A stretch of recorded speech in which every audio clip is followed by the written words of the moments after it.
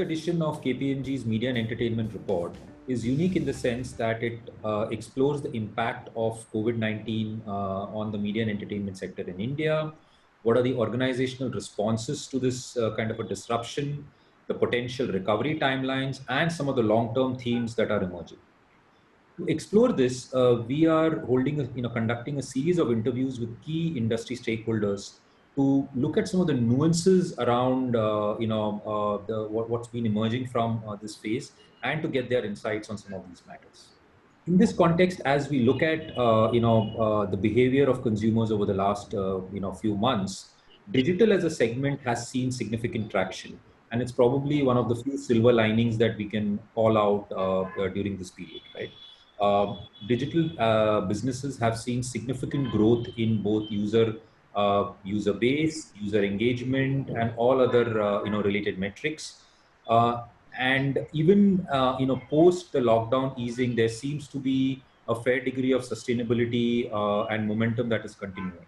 And our sense is that this will accelerate the pace of digitization of India. And based on our original estimates, we had estimated that by 2030, India will have 1 billion digital users. That will now probably more likely to be achieved by 2028. One of the other key elements that is emerging when we sort of look at the nuances around digital consumption and behavior is the importance of social interactions and social engagement and the resultant network effects. And a good example of this would be to look at WeChat in China, which is actually built and used social interactions as a backbone for their commerce and super app product. So to talk about this aspect, today we have with us Umang Bedi, co-founder at Dailyhunt, which is one of the top digital platforms in the country. Umang, thank you so much for joining us today. I just wanted to explore this aspect a little bit more around social as a means to foster digital consumption.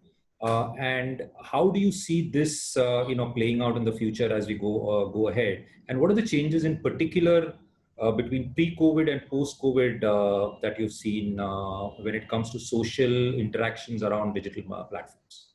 Girish, thanks a lot, firstly, for having me here. It's an absolute pleasure. I think when I see social, and you linked it to a point on how it's fostering digital consumption, right? Yeah. My experiences around Dailyhunt, I think it's pretty simple.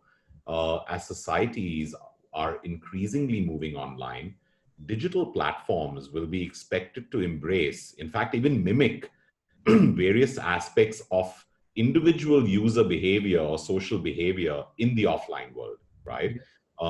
Digital platforms and apps, whether they're utilities or they're social or informational in nature, have a ubiquitous part of our everyday life, right? And this has now been accelerated by the pandemic and the resulting lockdowns, right? Now, when you look at internet browsing behavior to start with, pre and post-COVID, internet browsing saw a 72% hike in the first week of lockdown.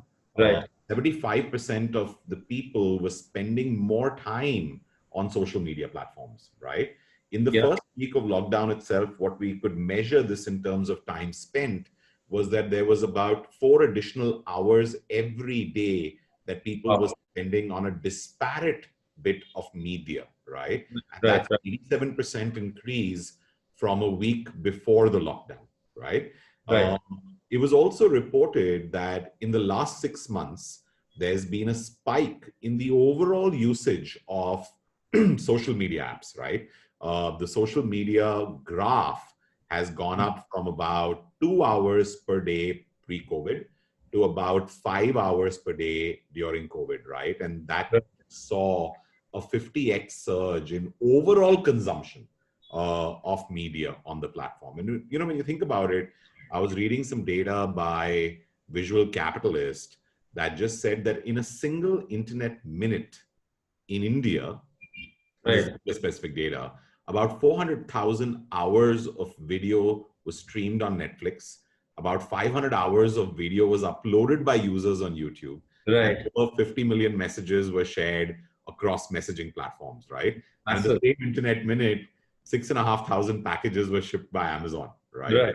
200,000 people joining Zoom meetings, right? And so when you think about it, there's been a massive uptake. Now at our end, at Dailyhunt, we've seen a couple of big trends play out. One, of course, we've seen 7x growth in the platform in terms of MAUs and DAUs to about 285 million MAUs every month, 45% of the people coming back every day, and actually a spike in revenue from over about 20 million ARR to about 125 million ARR March exit. Right. But the key change that we implemented incidentally during lockdown or just before lockdown was the platform went social. And what that means is earlier, Dailyhunt was a one-way consumption platform. Yeah. You could only consume content one way. It suddenly opened up to a two-way platform where consumers moved from being consumers to creators of content, to curators, to people who could converse on content. Yeah. And that really saw a 30% hike in our daily active, the MAU to DAU ratio, the DAU to MAU ratio, 30% increase from the 45%, right? And it resulted in a 15% increase in time spent. Now, just a couple of other things to point out. We also know that the disruption hit the traditional print news market in a very big way. Yeah. Distribution and printing came to a pause. And the growth was obviously evident in the digital side of things, right? And this, along with the app going social, were true catalysts for our growth. And what we've been focused on is a lot of information-based products and services. That's been our sole focus, with hyperlocal news, local information on COVID, working numbers, collaborating with the Arogya Setu team at Niti Aayog to build that out. And more recently, with Prime Minister Modi's input on India becoming more Atmanirbhar, that's posed bigger responsibilities on companies like us. And so we've just launched an app called Josh, which is our short video app, which is proudly made in India.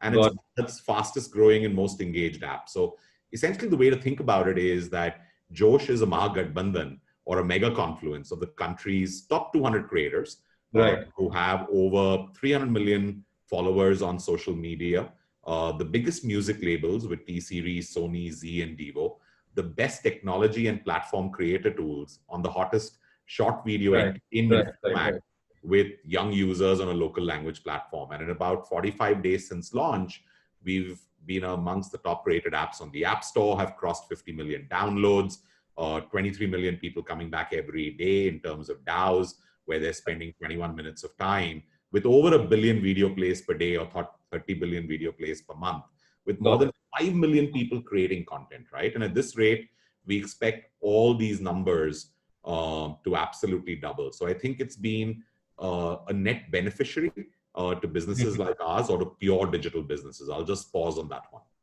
No, great. And I think, so you hit upon, a very interesting point, right? So as, with some of the metrics you mentioned in terms of as your app went social, right? And as customers became more engaged, you saw, greater traction in terms of engagement levels, time spent, and all the, the user metrics that everybody is interested in. I want to sort of take it the next step, right? So while all of this is happening, I think one of the challenges, if I may call it that, for digital businesses traditionally has been to take this base and then monetize it in a way which is sustainable, right? And organizations more and more are looking to say, okay, while advertisement and subscription are great, right? What else? What else can I do with my user base, and how do I leverage that for greater monetization in the longer term, right? So one of the points I wanted to explore is that as digital goes more social, right? How does some of the other elements come into play, particularly aspects around commerce, right? And enabling transactions for users, particularly in situations like this, right, where you are partly in lockdown, access issues are there. So how do you see all of that playing out in the long run? Perfect. So what I'd like to start with is maybe distinguish what do we call social today from just pure social media, right? So when you think about it, when social media platforms were introduced, they were served with a singular purpose of being a communication channel between friends, between family to stay connected, right? Then digital platforms started dictating social behavior, right? Yeah. And today, the way I look at it is digital communities dictate Right. platform behavior and Right. demand dynamics for many industries, right? Right. The traditional way that most digital businesses have thought about monetization is what you said, either Yeah. a subscription-based business. There are far and few between in India True. because it True. requires a difference in the kind of content that you create Yeah. in short form, or they're ads-based businesses. And virtually all the businesses that I know of are brand display or brand video-based advertising businesses. Yeah. Yeah. Yeah. There are three big opportunities the way I look at it. If it's just digital, you're going to have to think about how do you move from brand and display advertising up the value chain to Yeah. performance-based advertising. True. It really needs you to have the ability to track user interactions of your platform, either with publishers whom you've partnered with in a network, Yeah. or with advertisers such that you can do retargeting, which requires a lot of signals and data to come back. So suddenly advertising business has to become an ad tech platform Yeah. performance-based business. That's one opportunity. The second bit is the aspect of communities. Now, the moment you think about communities, a lot has been written about moving from content to commerce, but we haven't seen those examples. The True. largest advertising platforms in the world remain pure advertising platforms. The largest commerce platforms remain commerce platforms. But if you were to look at certain trends which have played out in the West, which have played out in China, influencers or being people who are part of communities and championing communities are the ones that are seeing the highest engagement. Now, how do you drive? The point you mentioned on China, right? So, for example, WeChat has actually leveraged the whole network effect and the social interactions as as the backbone, so to say, for their both super app as well as their commerce platforms, right? Correct. And that's what I was alluding to. So Yeah. it essentially needs a lot of advanced tech, Girish. So let me explain it to you. It's one thing that I'm an influencer in a video saying, hey, buy this book, right? Right. That is a pure sales pitch. You can click buy now and a book is added to the cart, right? But how do you drive commerce, which is based on the ability to isolate images within the video or tech within the video to do a mapping with, let's say, a commerce advertiser, right? So let's say you and I you're wearing a suit, I'm wearing a t-shirt. Can we isolate, suits in gray, shirts in blue, and t-shirts in black, and map it to a catalog from the best e-commerce sites across the world or across India, and offer it as a commerce-based play at that very millisecond to a user. Now, that is true content moving to commerce. You may not be doing the bells and whistles of, actually fulfilling the transaction. You may tie up with someone in the back, which is what our journey has been. We've actually developed this tech for this image isolation. And as we go forward with more influencers, with more content, with more users, that's definitely a journey that we will undertake. But I think that's the holy grail.